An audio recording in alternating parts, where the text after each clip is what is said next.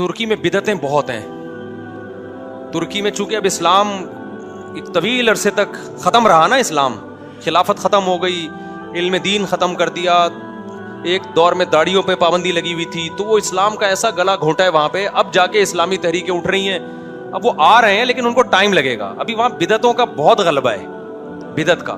میں نے ترکی میں پہلا رمضان میرا ترکی میں تھا, آپ حیران ہوں گے, میں تراویح پڑھنے کے لیے مسجد میں گیا, رش بے انتہا تھا, مسجد بھری ہوئی تھی نا, اتنا لوگوں میں جوش و خروش, سارے پینٹ ٹائی کوٹ میں تھے لیکن اتنا جذبہ ان لوگوں میں. ہم جب گئے ہیں, ہم سفر میں تھے, بہت تھکے ہوئے تھے, تو ہم نے کہا چلو تراویح پڑھتے ہیں. امام صاحب نے پہلی رکعت اللہ اکبر. اچھا, جو امام تھے وہ شافعی مسلک کے تھے, تو فطر انہوں نے خود نہیں پڑھا ہے. انہوں نے کہا کیونکہ ترکی میں سارے حنفی لوگ رہتے ہیں, تو فطر ایک حنفی امام کو انہوں نے آگے کیا. ایک ہمیں پازیٹیو چیز نظر آئی کہ اپنا مسلک تھوپا نہیں انہوں نے. تو اب کیا ہے کہ جب انہوں نے نماز پڑھانا شروع کی نا, تراویح کی پہلی رکعت اللہ اکبر, ہم نے نیت باندھی, ہمیں بس ضالین کی آواز آئی. آگے کیا ہوا, آگے جنہوں نے تلاوت کی وہ اس سے زیادہ عجیب ہے. وہ تلاوت یہ کی, ولا اعبد ما تعبدون ولا انتم عابدون ما اعبد لكم دينكم ولي دين, رکوع میں چلے گئے. میں سوچ رہا ہوں یہ کون سی سورت پڑھی ہے انہوں نے, کہاں سے شروع کیا ہے. سب ساتھی ہمارے یہ سوچ رہے.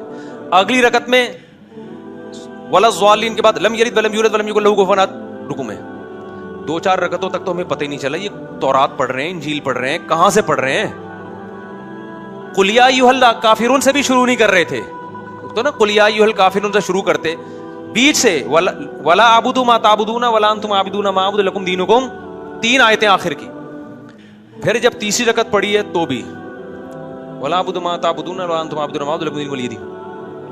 پھر جب اگلی رکعت ہے لم یلد ولم یولد ولم یکن له کفوا احد. 2-4 کے بعد میں پتا چلا بھائی یہ قل واللہ بھی آدھی پڑھ رہے ہیں اور سورہ کافرون بھی آدھی. 20 کی 20 رکعتوں میں یہی پڑھا ہے انہوں نے. تو میرے ساتھ 1-2 لوگ اور بھی تھے, انہوں نے کہا یار یہ اسٹائل کی تراویح ہم نے پہلی دفعہ دیکھی ہے. میں نے کہا بیٹا ہم نے گاؤں میں تراویحاں پڑھی ہیں بہت اسپیڈ میں, ایسی اسپیڈ خدا کی قسم فرسٹ ٹائم دیکھنے کو مل رہی, ایسی اسپیڈ ہم نے آج تک نہیں دیکھی. پھر وہ انہوں نے کہا وہی وہ جو ہے وہ چونکہ سارے ترکی بھی تو 99.9% فقہ حنفی ہے, خلافت تھی نا وہاں, تو اب وہاں پر وہ امام جو تھے وہ حنفی امام آئے نماز پڑھانے, انہوں نے پھر وہ وتر میں پوری کسر پوری کر دی. اتنی لمبی 20 تراویح نہیں ہوئی جتنا لمبا انہوں نے وتر پڑھا. وہ پھر تجوید بہت اچھی تھی ان کی, قرات بہت اچھی. ہم نے کہا بھائی آج تو پڑھ لی, اس کے بعد ہم یہ تراویح افورڈ نہیں کر سکتے.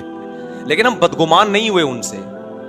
یہ بھی میں آپ کو جو واقعہ بتا رہا ہوں خدا یعنی ان کی توہین کے لیے نہیں.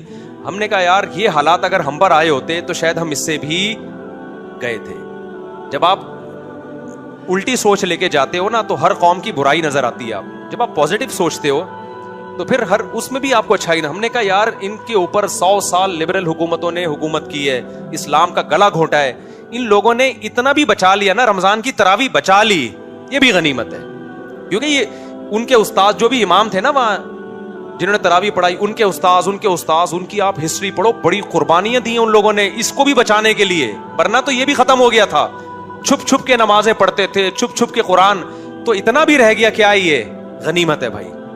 اب جب اسلام آئے گا تو انشاءاللہ پھر وہ آہستہ آہستہ آ جائیں گے خیر کی طرف. تو ان کی یہ برائی نہ دیکھیں کہ وہ اس طرح سے تراویح پڑھ رہے ہیں. ہمارے نظر تو میں جائز نہیں اس طرح پڑھنا, ہم نے تو کہا ہم اپنی اخبل طریقے سے پڑھ لیں گے. لیکن ہم نے یہی کہا کہ یار یہ جو ان لوگوں نے اتنا بھی بچا لیا نا اسلام کو. اچھا ترکی میں ایک بدعت اور بھی ہے. ہوتا یہ ہے کہ جب امام فرض نماز پڑھاتا ہے نا تو ایک مؤذن یا جو اقامت پڑھنے والا پیچھے بیٹھ کے لاؤڈ اسپیکر پہ سبحان اللہ سبحان اللہ سبحان اللہ ایسے پڑھ رہا ہوتا ہے. میں جب فرسٹ ٹائم ترکی گیا میں نے کہا بھائی یہ کیا بدعت ہے یار, یہ تسبیح آہستہ سے پڑھو, وہ مائک پہ کیوں پڑھ رہا ہے. تو ہمارے استاذ جو ان کو ترکی پہ بڑی معلومات ہے نا, وہاں کی ہسٹری بہت جانتے ہیں, انہوں نے کہا ہوا یہ تھا کہ جب یہاں مسجدوں میں اماموں میں پابندیاں لگی ہیں تو یہاں کے علماء نے کہا کہ اگر ہم یہ تسبیحات مائک پہ نہیں پڑھیں گے نا یہ آہستہ آہستہ لوگ ان چیزوں کو بھول جائیں گے. تو مجبوراً کہ یہ چیز جو ہے پیچھے بندہ بٹھا کے مائک پہ پڑھ لو تاکہ ان لوگوں کو یہ یاد رہے, یہ بھولے نہیں. تو اس طرح سے انہوں نے اسلام کی باقیات کو وہاں بہت بڑی بڑی قربانیاں دی علماء نے. تو انہوں نے کہا جب یہ اب آئیں گے پورے اسلام کی طرف, یہاں دینی ادارے کھولیں گے تو یہ سب چیزیں آہستہ آہستہ انشاءاللہ چھوٹ جائیں گی. لیکن انہوں نے ہمیں کہا کہ ایسا نہ ہو کہ یہاں کے آپ نیا فرقہ بنا دیں کہ یہ سارے بدعتی ہیں. لوگ کیا کر رہے ہوتے ہیں ایسے موقع پہ, ابے یہ سارے کیا ہیں, بدعتی ہیں, ان کو تو تراویح پڑھنی نہیں آتی, ان کو تو تسبیح مائک پہ پڑھتے ہیں. میں ایک نئی مسجد بنا رہا ہوں, اس کا نام ہوگا قرآن و سنہ اکیڈمی, اور اس میں سب کیڑے نکالتا رہوں گا بیٹھ کے. یہ ہمارے پاکستانیوں کا یہ اسٹائل ہے, یہ بھی بدعتی ہے, اس کو مائک پہ تسبیح پڑھتا ہے, وہ بھی جہنمی, وہ بھی جہنمی. قرآن و سنت صرف میں بتا رہا ہوں. اس سے سوسائٹی میں اصلاح نہیں ہوگی, اس سے ایک نیا فرقہ بن جائے گا. اصلاح کا یہی طریقہ ہے, آپ ان کی خوبیوں کو ہائی لائٹ کریں اور بند کمرے میں آرام سے ان کو بیٹھ کے سمجھائیں کہ بھائی اب تو چونکہ وہ ماحول ختم ہو گیا, سیکولر حکومتیں, آپ ماشاءاللہ آپ نے دینی جذبے سے یہ کام کیا, لیکن سنت طریقہ یہ ہے کہ آپ آہستہ آواز میں تسبیح پڑھا کریں. تو اس طرح سے کوئی پازیٹیو وے میں ہمارے علماء دیوبند کام کر رہے ہیں الحمدللہ, جا کے ترکی میں پازیٹیو وے میں بڑی محنتیں کی انہوں نے. تو کوئی پازیٹیو وے میں کام کرے گا تو کام ہو جائے گا. لیکن اگر یہ کھلی چھوٹ دے دی نا, تو یہاں سے فتنہ پرست جا کے وہاں بھی اپنی یوٹیوب پہ دکانیں کھولیں گے, لیبل لگائیں گے فرقہ واریت ختم کر رہے ہیں, لیکن ہوگا کیا, مارکیٹ میں نئے نئے فرقے آنا شروع ہو جائیں گے. تو قوم کی اصلاح کرنی چاہیے, اس کا مذاق نہیں اڑانا چاہیے. تمام دوائیں بچوں کی پہنچ سے دور رکھنی چاہیے, پھر بھی آرام نہ آئے تو قریبی معالج سے رجوع کرنا چاہیے.